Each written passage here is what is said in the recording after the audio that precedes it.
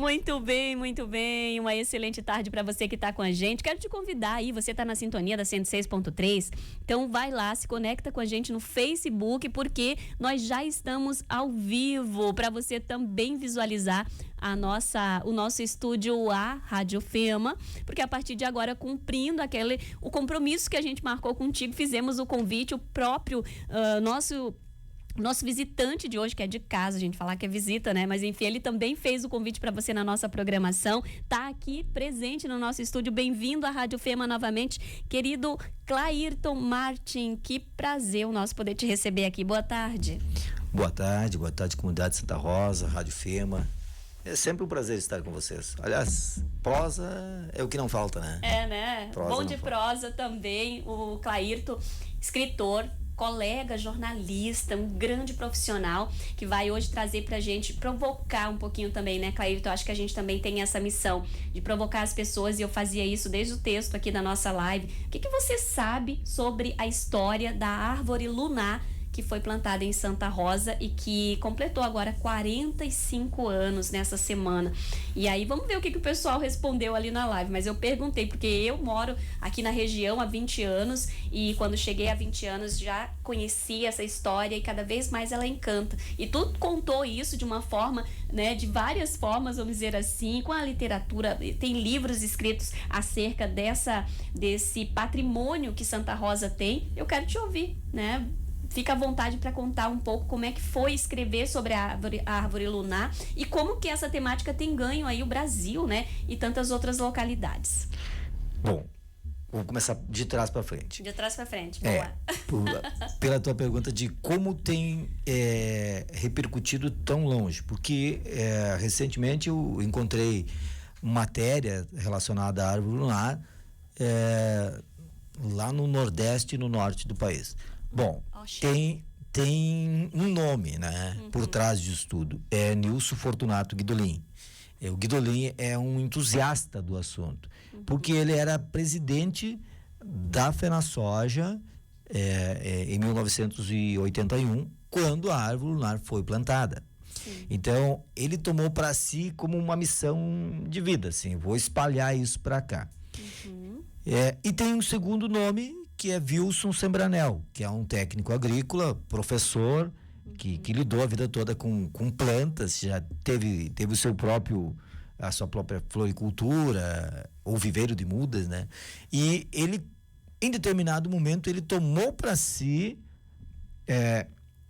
a missão de salvar aquela árvore, porque ela estava morrendo, a nossa árvore não estava morrendo, ele tomou para si de tentar salvá-la, e depois disso ele tomou uma segunda missão ainda mais ampla, que era como fazer filhas dessa árvore e disseminar por aí, pelo Rio Grande, pelo Brasil todo, mudas da árvore lunar de Santa Rosa. Eu não sei quantas mudas foram plantadas fora de Santa Rosa, mas muitas. Por exemplo, eu participei em determinado momento de lá em Nova Candelária, na frente da Gráfica Rex tem uma árvore enorme já, que é um clone, que a gente chama de clone, dessa árvore lunar de Santa Rosa. Então, aí se vai ver, as filhas dessa árvore já estão maiores, ou estão do tamanho maiores que a mãe. Mas como se esses clones têm 10 anos, por exemplo, e a mãe tem 45? Por quê? Bom, aí é o detalhe. Primeiro, ambientação, né? Como não é uma planta nativa daqui, é uma planta que vem com genética norte-americana, ela vem de solo americano, ela não teve parentes. E uma árvore, por mais que a gente não entenda e não acredite nisso, ela precisa dos seus parentes. Ela, por baixo, onde as raízes vão, elas vão formando os seus canais de comunicação entre as seivas que ela produz. E quando tem uma isolada, ela teima em não encontrar, ela não encontra a sua família, ela tem dificuldade para se localizar e sobreviver com isso. E o outro é que ela foi plantada num local inadequado. A sequoia, que é o caso desta árvore lunar de Santa Rosa, é uma sequoia. Sim. A sequoia é uma planta enorme.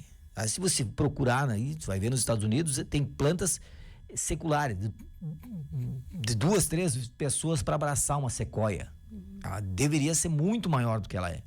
Bom, ela foi plantada no costado do bosque do Parque de Exposições. Para quem já foi ao Parque de Exposições, já foi vê-la, e se está ouvindo, não foi e não localizou ainda, na entrada do parque, na entrada de baixo, aqui costeando o bosque, onde tem um foguete, né? Tem uma réplica do foguete que foi para a NASA. Sim. Ali está a árvore lunar. Mas o bosque, ele faz sombra para ela. As outras árvores são todas maiores e elas fazem sombra, elas não permitem que ela cresça, né? E aí, o Sembranel tomou para si de fazer podas, de tentar melhorar esse ambiente para ela, mas já o retardo ele já é uma coisa. Não é reversível. Não é né? Reversível, isso. Né? Por exemplo, a gente pega uma criança que tem maus tratos em toda a infância, ou tem uma má alimentação em toda a infância, ela não vai se desenvolver na mesma proporção de uma criança adequadamente alimentada. Boa ilustração, Clairton. A gente entende bem melhor assim. E aí, quando se fala, então, né, de um ponto, vamos dizer assim, a Árvore Lunar Santa Rosa como um local onde as pessoas... Aliás, já é um local bem visitado, né? Isso sim. Bastante. Mas como que as pessoas podem se alimentar mais dessas informações? Tu escreveu obras, conta pra gente um pouco dos livros onde tu cita, onde tu destrincha essa história da Árvore Lunar. Eu sei que tu teve aqui, trouxe aqui pra gente, quem tá nos assistindo pode ver dois dos escritos, né, dos teus livros. Eu vou fazer uma outra observação. Antes falou das pessoas, né, tu falou de se alimentar, eu lembrei de outra coisa, do dano das pessoas também, tá? Teve uma situação que em determinado momento, aí 15 anos atrás, as pessoas iam ao parque curiosos com o fato de que ali tinha uma árvore lunar. E o que elas faziam? Eu quero levar um pedaço da casca. Ai. Eu quero levar um galho. E machucaram muito a planta. Tanto que ela teve que ter o caule cercado depois. Então, é natural, quando a gente vai a um lugar, a gente quer trazer uma lembrança, né? Eu, por exemplo, fui às ruínas de São Miguel em determinado momento e catei lá no solo uma daquelas pedaços de pedra, assim, daquela pedra que é feita as ruínas, e trouxe para mim. É natural que você queira. Mas quando você está causando um dano, eu não posso querer tirar uma pedra da estrutura das ruínas de São Miguel para trazer para minha casa, né? Exatamente. Então, nesse aspecto. Bom, assim, ó, por que eu tenho relação com o assunto? Eu sempre estive voluntário em eventos, em entidades, em muitas coisas. Numa destas situações, eu estava voluntário na Indomóveis, que é a feira de indústria e comércio Santa Rosa. E naquela oportunidade, o Guidolin me intimou a escrever um livro contando a história da árvore lunar. Bom, a primeira situação minha, eu disse pro Guidolin, eu não quero escrever um livro que tenha só a história da árvore lunar. Eu quero trabalhar toda a consciência ambiental de Santa Rosa, desde um pouco antes da árvore até os dias atuais. Porque isso já mexe mais comigo, é um tema mais abrangente. Então eu fiz essa pesquisa, isso foi a versão 1 do livro da árvore lunar. Esse aqui já é a versão 2. Sim. Naquela oportunidade foram feitos 1000 exemplares. E esse livro circulou o estado todo. O Guidolin distribuiu em tudo que evento da Fiergs, SESI, ele ia distribuir o livro. Aí, num segundo momento, quando a gente me chamou de novo, ele disse que eu quero uma reedição e tal. Aí eu digo, tá, mas deixa eu melhorar esse texto. Eu vou aprofundar pesquisas. Aí eu fui garimpar informações nos sites da NASA. Aí eu fui garimpar informações que não estavam disponíveis na primeira vez que eu pesquisei o assunto.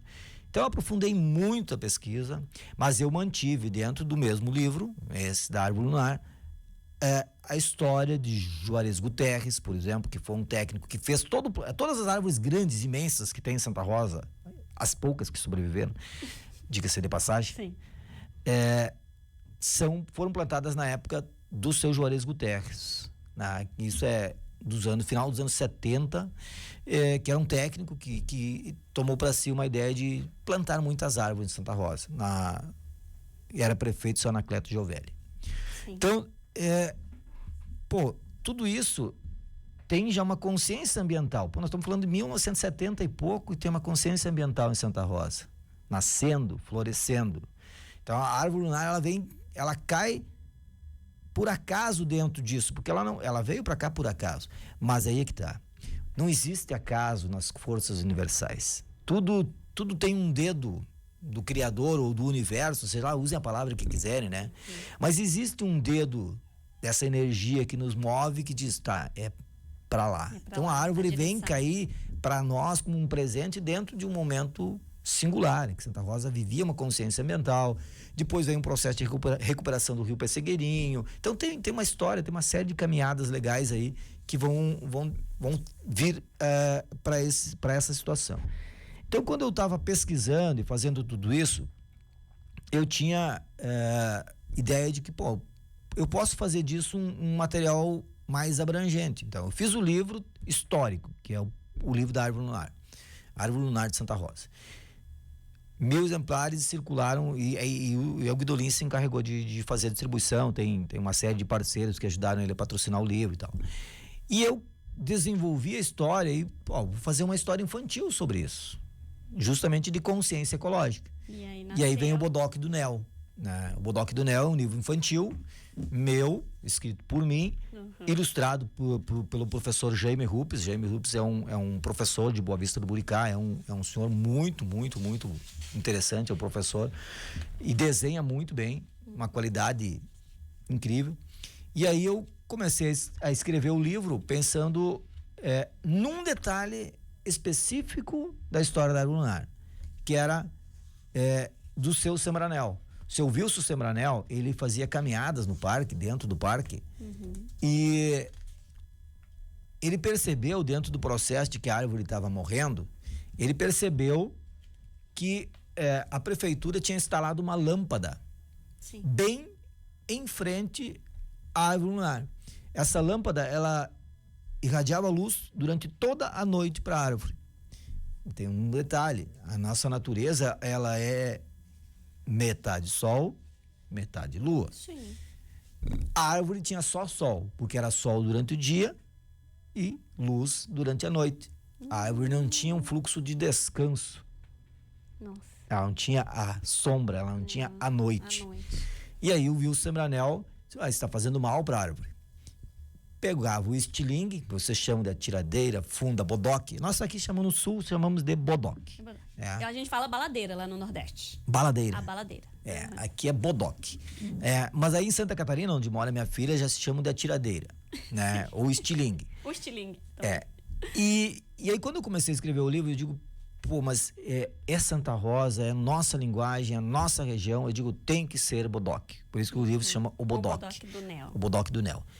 E aí eu pego essa questão de um senhor que está salvando a árvore usando um bodoque.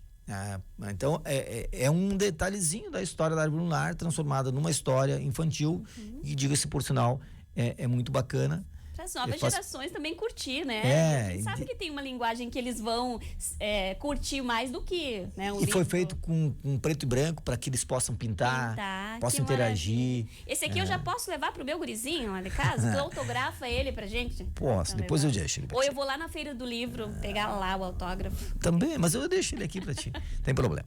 E eu escrevi na mesma sequência. Eu tenho uma filha. Na época que eu escrevi o primeiro roteiro, a minha filha tinha 14 anos. E eu estava devendo uma história para ela. Como eu sou escritor, eu estava devendo uma história para minha filha. E aí eu comecei a escrever uma história, então, que é um mistério na Árvore Lunar. E aí eu transporto para o universo adolescente, mas para o Parque de Exposições, uma aventura inteira em que eu crio um universo alienígena no Parque de Exposições de Santa Rosa, com jovens, com adolescentes e tal, que é esse outro livro. Eu nem tenho exemplar aqui porque a edição está extinta, eu tenho que fazer uma segunda edição e ainda não fui para isso. Mas é um livro muito bacana que eu fiz pensando na minha filha, na gurizada de 12, 13 anos que precisa conhecer esse assunto. Então, tá aqui a versão adulta, tá a versão infantil e tem uma versão adolescente, tá? Então, acho que isso coroa o esforço que se fez.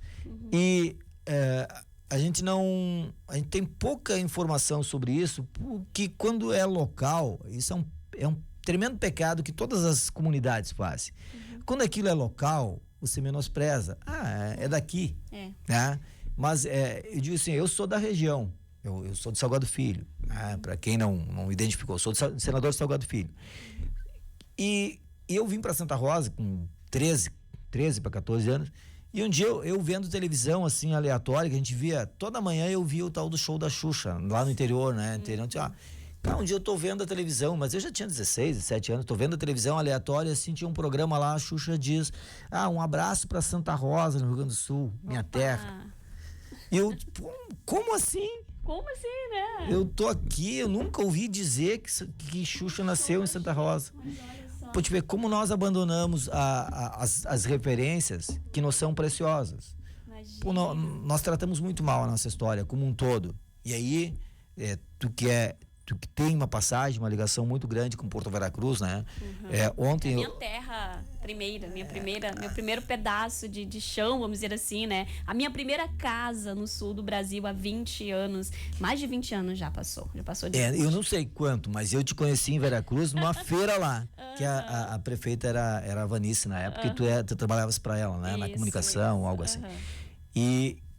E também eu criei uma identidade com Veracruz, porque eu fui pesquisar a tal da história do Bororé.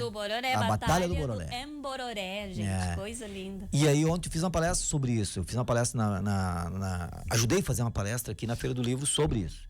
E aí o que eu coloquei nessa palestra? Toda a dificuldade que a gente tem para tratar de um tema assim, por quê? Porque nós não queremos nos identificar.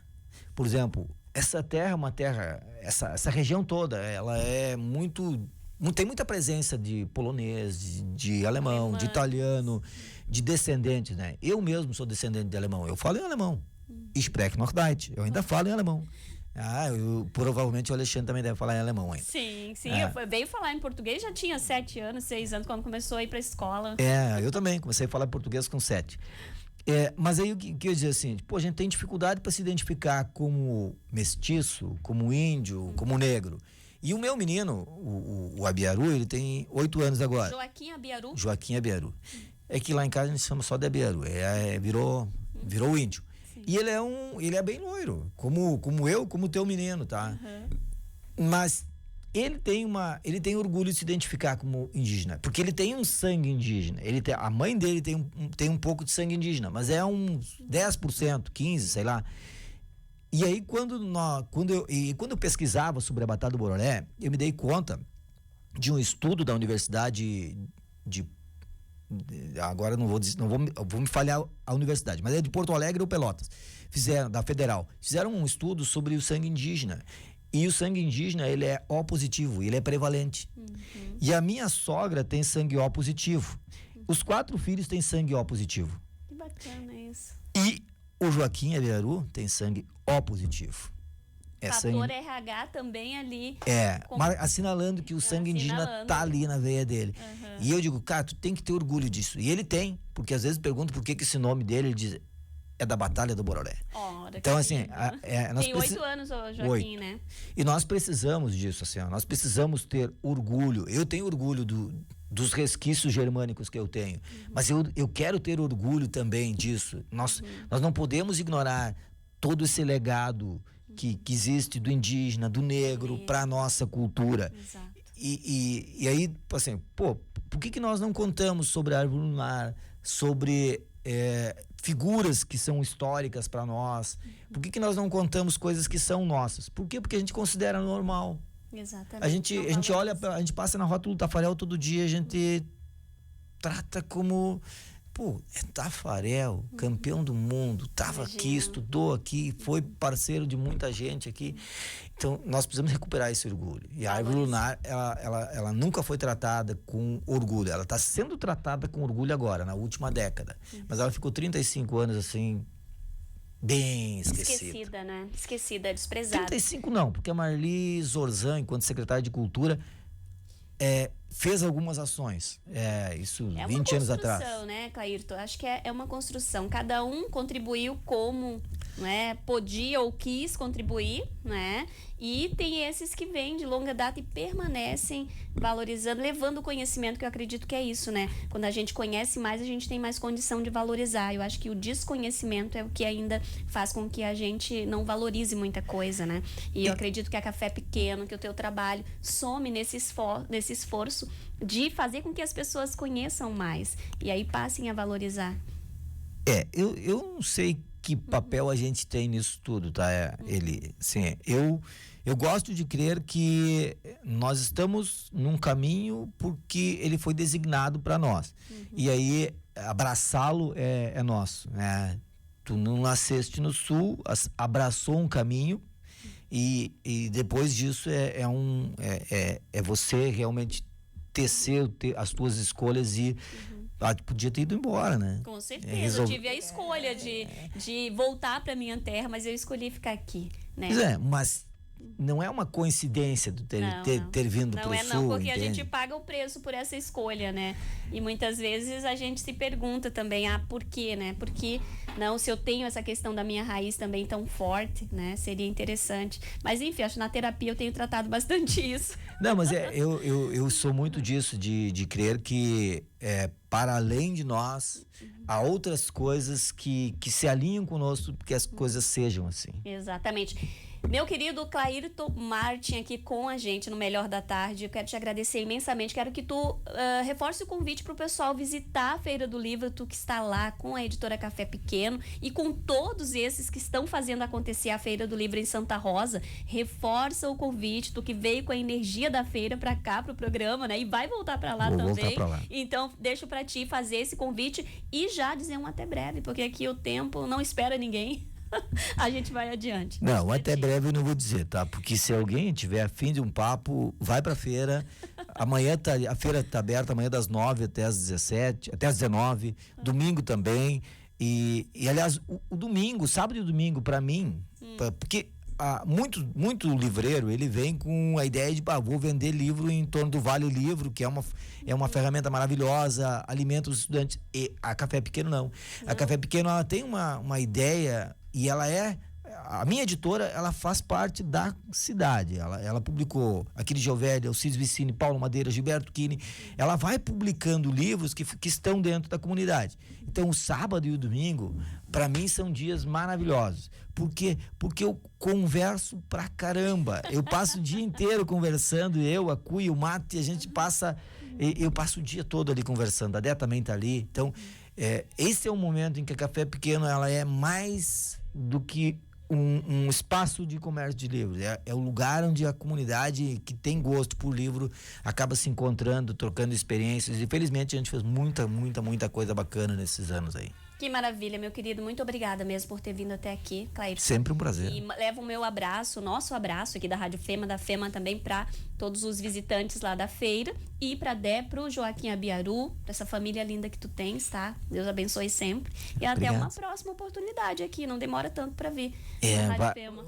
Eu tô devendo uma segunda edição do livro Metade Sol, Metade Lua, que é o nosso livro de estreia, que já tem 20 anos, meu e da Dé. Tô devendo trazer uma segunda edição para vocês, uma hora dessa. Sim, e não podemos também deixar de falar aqui numa obra que me marcou muito, né, na edição de vocês, os Amores ao Vento, lá, Ana Klarosinski, lá em Porto Vera Cruz. Aninha, meu amor, por onde anos, minha escritora, poeta, né, poetisa da mais alta qualidade. Eu tive o prazer e a honra de acompanhar o trabalho de vocês com a edição do livro dos livros da Ana Clara, né? O seu Mala e a Bons Dona tempos. Carla.